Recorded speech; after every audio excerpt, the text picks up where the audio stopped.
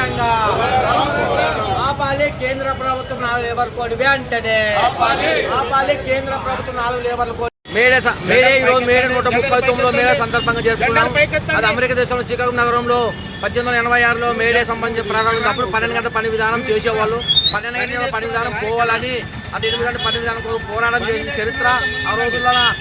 అంటే అమెరికా దేశంలో చాలా మంది కార్మికులను అమెరికా ప్రభుత్వం పిట్టలు కలిసి ఆ రోజు అమెరికాలో చనిపోవడం జరిగింది కార్మికులు.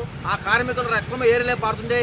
ఆ ఏరిలే పారే రక్తంలో ఎర్ర ఒక గుడ్డ తీసుకొని వ్యక్తిన జెండా ఎర్ర జెండా అయింది.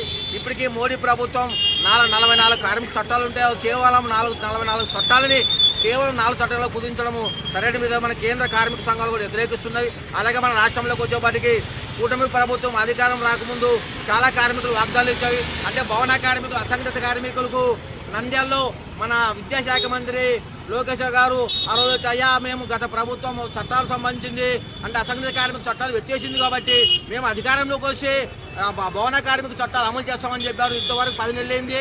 అసంఘటిత భవన కార్మికుల చట్టాలు బోర్డు విషయంలో కూడా ఇంతవరకు ఏం చేయలేదు. ఇప్పుడు కూడా కార్మికు సంబంధించింది అంటే 60 సంవత్సరాలు దిగువాలని చెప్పి ఒక జీవో తీసుకురావడం జరిగింది. 60 ఏళ్ళు రిటైర్మెంట్ అని చెప్పి అలాగే ఆ బేస్కి ఆధార్ కార్డు సంబంధించింది. ఈరోజు కార్మికులు అప్పుడు ఆధార్ కార్డు దింపేటప్పుడు వయసు సంబంధించి తెలుసుకోకున్నట్టు ఆ రోజు అధికారులు అంటే పూట ఆధార్ దింపే వాళ్ళు సరైన డేట్ బట్టి తీసుకోకున్నట్టు ఈరోజు 30 నెలలు 60, 40 చేయడము అలాంటి దిగడం వల్ల ఈరోజు ప్రభుత్వ రంగంలో పనిచేసే కార్మికులకు ఏజ్ బారైంది. ఆ ఏజ్ బారే విషయంలో తీసేస్తామని చెప్పడం కరెక్ట్ కాదు. ఇప్పుడు కూడా కార్మిక సంఘాలు ఫైట్ చేస్తున్నాయి. కార్మిక సంఘాలు ఫైట్ చేసే సందర్భంగా 1 సంవత్సరము అంటే దానికి ఆహ్వానించే 1 సంవత్సరం పెంచారు. ఇప్పటికైనా కార్మికులకి అంటే డేట్ ఆఫ్ బర్త్ చదువుకున్న వాళ్ళ టీసీలు ఉంటే ఆ టీసీ ఆధారంగా ఆధార్ సంబంధించింది అవకాశం రాష్ట్ర ప్రభుత్వం కలిగించాలా. అలాగే టీసీ చదువుకుని లేకుండా ప్రభుత్వ రంగంలో పనిచేస్తున్న ప్రతి ఒక్క కార్మికునికి చదువు లేకుండా వాళ్ళకి డాక్టర్ సంబంధించి సర్టిఫికేట్ తీసుకొని కూడా ఆదర్శాన్ని సరిచేయడానికి రాష్ట్ర ప్రభుత్వం పూనుకోవాలా.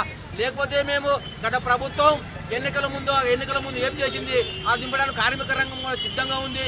ఇప్పటికైనా రాష్ట్ర ప్రభుత్వం సంక్షేమ పథకాలు కార్మికులకు అందించాలా. కూటమి ప్రభుత్వం అంటే ఎప్పుడో ఒకతూరు సందర్భంగా నేను పారిశుద్ధ కార్యకి న్యాయం చేస్తామని రాష్ట్ర ముఖ్యమంత్రి గారు చెప్తున్నారు. అవి కాదు సుప్రీంకోర్టు చెప్పింది అంటే కనీస వేతనం ప్రతి కార్మికునికి 26,000 ఇవ్వాలా. 26,000 ఇచ్చి రాష్ట్ర ప్రభుత్వం కూటమి ప్రభుత్వం అమలు చేసి కార్మికులు న్యాయం చేసినట్టు ఉంటుంది. కానీ కేవలం పేపర్ పక్కన అవి చేయడం కరెక్ట్ కాదు. ఇప్పటికైనా గుర్తుంచుకొని రాష్ట్ర ప్రభుత్వం సుప్రీంకోర్టు ఇచ్చిన కనీస వేతనం 26 ఇవ్వాలని IF2 డిమాండ్ చేస్తున్నాం. లేని పక్షంలో మమ్మల్ని పెద్ద ఎత్తున అన్ని కార్మిక సంఘాలు కలుసుకొని ఉద్యమం చేస్తామని హెచ్చరిస్తున్నాం. నా పేరు ప్రసాద్, IF2 జిల్లా అధ్యక్షుడు.